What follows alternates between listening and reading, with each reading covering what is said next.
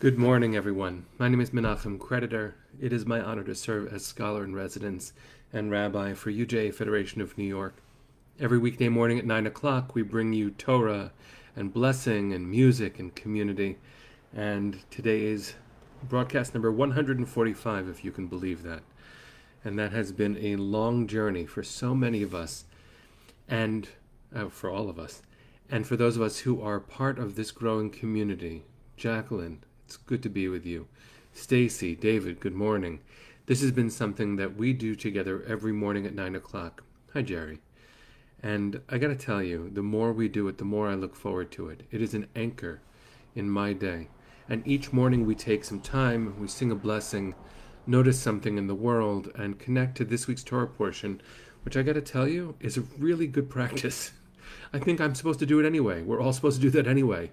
7 days a week, 7 aliyot, 7 divisions of the Torah portion, and yet having a ritualized way of going through it is such a gift. It means we're not off the hook ever from an anchor, and that is a good way to be. Let's see who else is here. Sherilyn, good morning. Stacy, Arlene, Joy, Linda, and Linda, 2 Lindas in a row. Felice, it's so good to see you each morning. Thanks for joining us from Jacksonville. Daniel, hi Deborah. You bring me back to Berkeley every time you say hello, and that makes me happy too. Andrea, Betty, give my love to everybody in Richmond. Linda and Marilyn, Cheryl, Haiti, good morning all the way in London. Andy, Roberta, Tammy, hi my colleague, my friend. Stan, it's good to see you. All right, everybody, there are about 43, 44, 50 of us here already. Let's get started. So, wherever you are, I'm starting a new part of this. Hindi, good morning to you. Adrian in North Carolina, my dear friend. We've shared some big things. Thank you for being part of our community. Everybody, let's do this. I'm going to put my feet shoulder width apart. I've learned that is a nice way to find your center when you're sitting. Straighten my back a little bit, let my shoulders relax. Close my eyes and breathe for a moment before starting a blessing with all of you.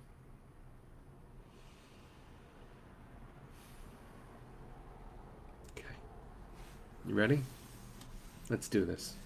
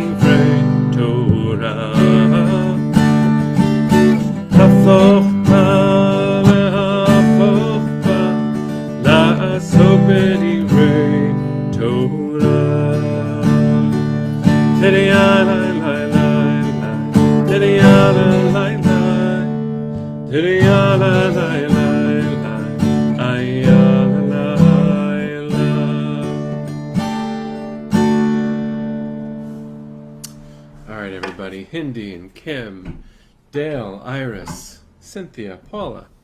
It's so nice to see all of you. Hope you're doing well. Hi, Andrew. Hi, Jennifer. Let's see who else is here. I didn't say Blair. Can't leave you behind. Dale, a transplant from Berkeley, now living in New Jersey. Well, I was born in New Jersey, transplanted to Berkeley, came back home to New York. Welcome, everybody. Sylvia, you're going to have Taco Tuesday today. LeBron James is very proud of you. Here's what I want to say.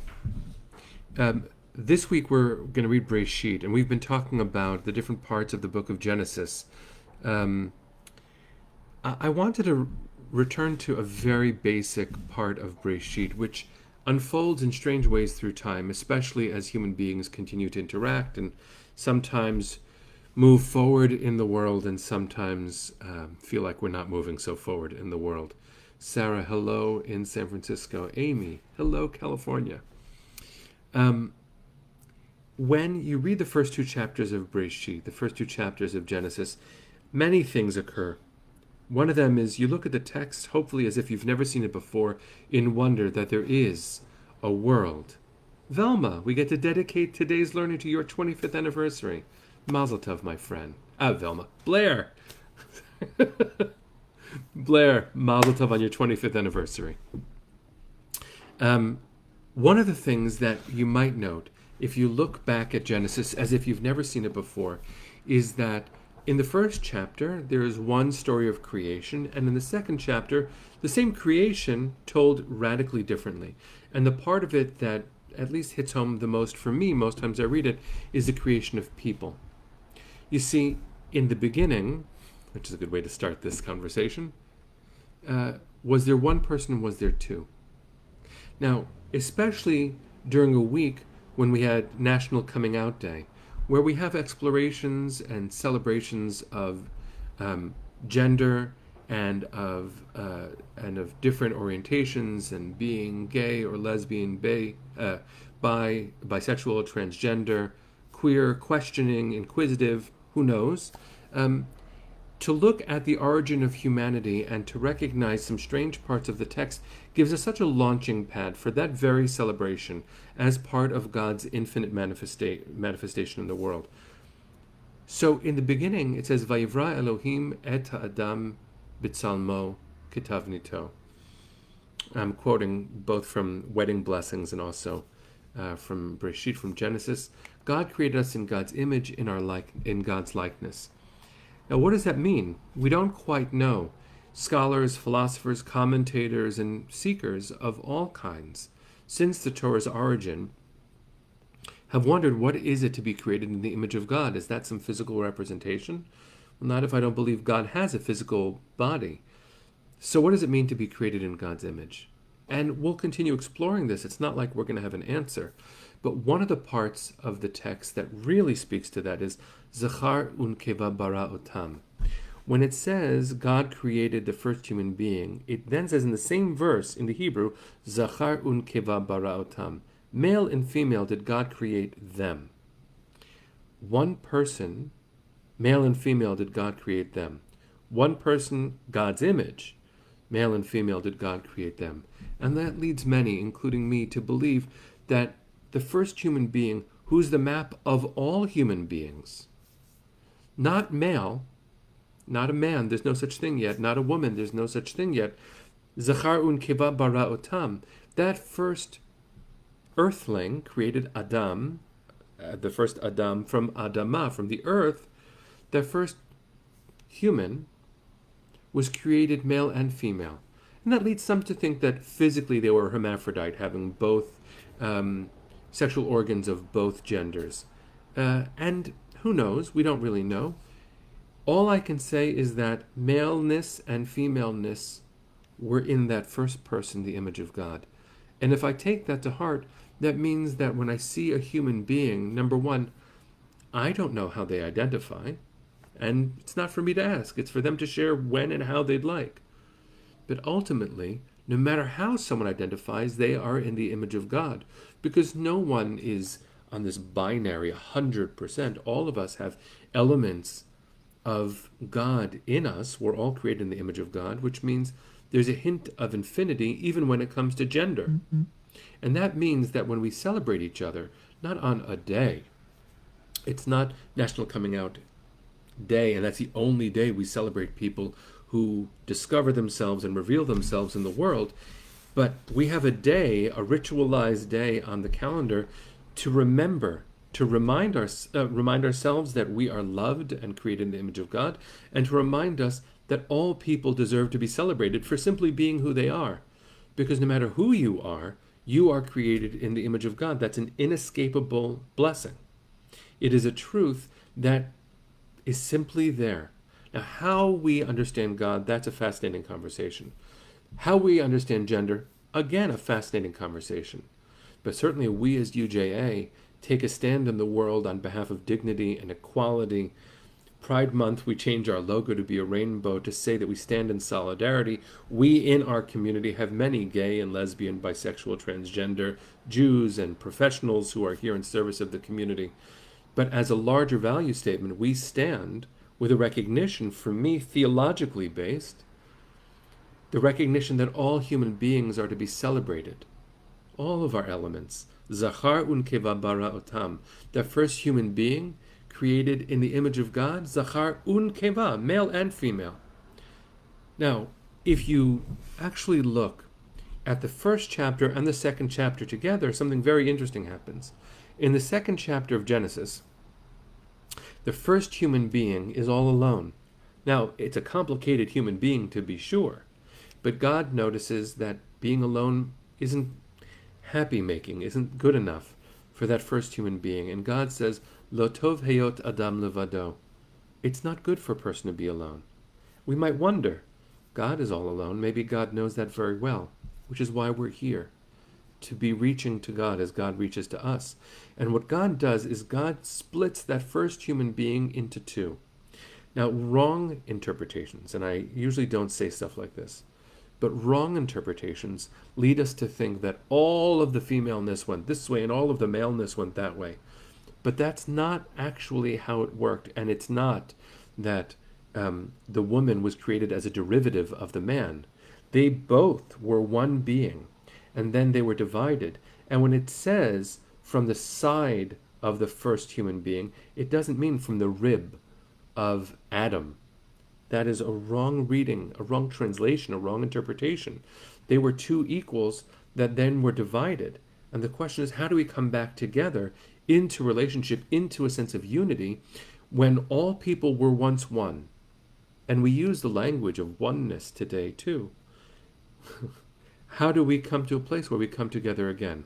So my teacher, Professor Devorah Weisberg in Los Angeles, has a beautiful teaching of what it is to come together in relationship after we've been divided. Listen to her words. The Torah preserves a record of an ideal relationship, one in which two can come together while remaining distinct. Until the woman and the man were divided, the human being was lonely. The side could do nothing for the human being while it was part of the whole. And when separated, then two could become whole. When we try, this is so beautiful, and it reminds me of Shel Silverstein's The Missing Piece Meets the Big O, if you want a good kid's book to read, which is very much about healthy adult relationshiping. When we try to absorb another person totally, Devorah says, to incorporate him or her into ourselves, we find ourselves lonely again. Only when we can see another person as distinct, yet complementary, can our relationship provide a sense of wholeness. Each of us is unique, but each of us is also alone. The Torah sets before us an ideal that affirms both our distinctness from others and the commonality that binds us to them. And so when it comes to questions of gender, and when it comes to questions of identity, we are all, in our uniqueness, bound together. Isn't that a gorgeous truth? To be created in the image of God means that we are parts of a greater whole, and each part is its own distinct thing. My pinky is not my thumb. My hand is not my ear. My forehead is not my heel. If we are all parts of the same whole, we each have a function that is essential for us to be a whole body together. And in order for that to be so, I can't want someone else to be a part of me. I need to be whole. And in that wholeness, then we come back together. Now, Adrian, you said something really beautiful. I just want to say it out loud. I don't know how we come together, but I know I won't. Sometimes what I don't know, I'll say it your way, but I know I won't fear what I don't understand. Maybe the big blessing here is to recognize that there are things that I don't understand about another person, but I don't need to. I need to love them as they understand themselves, and hopefully they'll love me as I understand myself. And the big gift of all of this is that we get to come together as unique aspects of an infinite one. Friends, we're going to come together again tomorrow as distinct parts of the universe of God that we all swim in. Tomorrow at 9 o'clock. Let's sing a little bit as we launch into a good day.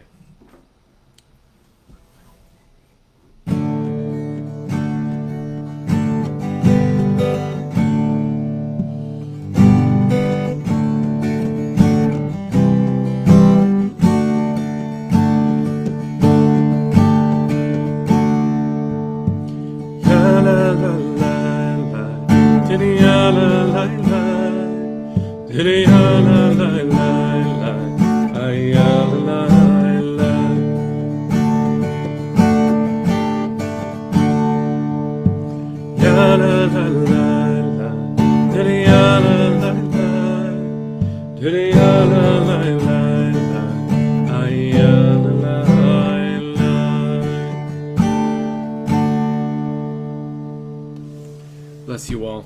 See you tomorrow at 9 o'clock.